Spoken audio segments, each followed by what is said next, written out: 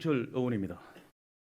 존경하는 합천 군민 여러분, 조삼술 의장님을 비롯한 선배 동료 의원님, 그리고 김현출 군수님을 비롯한 공직자 여러분, 안녕하십니까?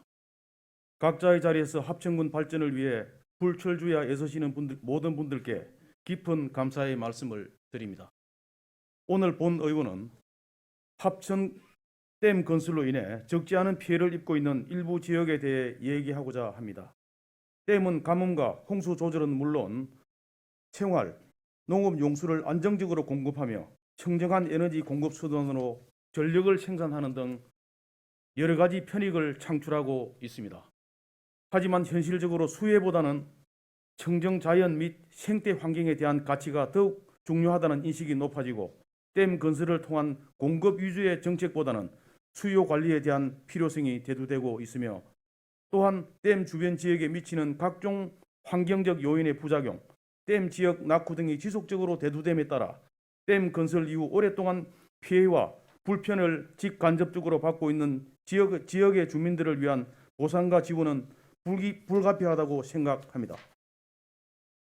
합천댐은 1988년 준공된 댐으로 댐 건설로 인해 피해를 입은 용주, 봉산, 대병 등의 지역은 댐 주변 지역 지원 사업 추진에 따라 정부 차원에서 태양광 설치, 다목적 광장 설치, 생활 기반 조성 사업을 지원받고 있습니다.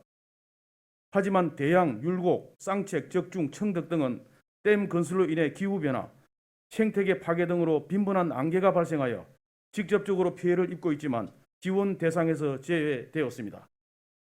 피해가 명백하게 발생함에도 불구하고 산술적으로 계량화의 어려움으로 인해 피해의 근거와 규모, 자료의 객관성, 정확성 부족 등으로 지원 대상이 되지 못한 일부의 읍면의 상황을 헤아려 댐으로 인한 피해 지역 간의 형평성 있는 혜택이 필요합니다.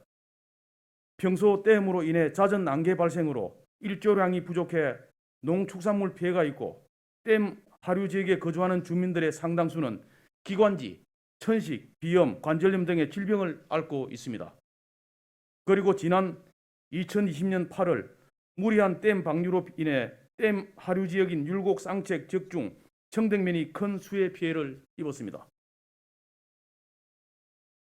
하지만 하천법에 따라 하천법에서 정한 하천 홍수관리구역이라는 이유로 일부 주민은 피해에 대한 보상을 받지도 못했습니다.